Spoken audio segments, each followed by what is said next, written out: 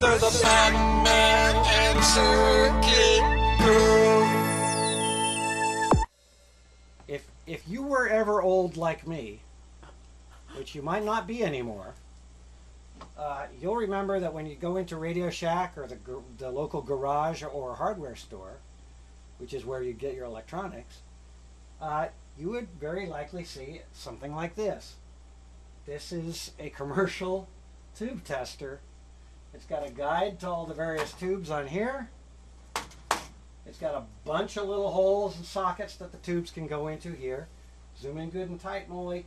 It's got this little thing that you can clamp onto the top of a tube if your tube has a little clampy thing on the top. It has a battery tester here and pin straighteners here, so you stab your tube in there and pull it out and the pins are straight. And it's got a cute little very high resistance pair of contacts, so your kids aren't going to shock themselves on it. You can use that to test light bulbs and fuses.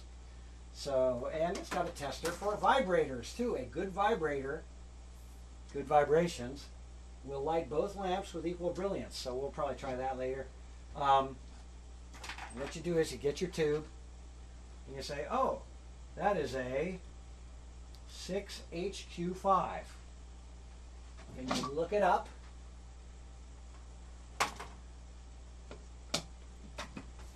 And you scoot past your drum machine. 6H.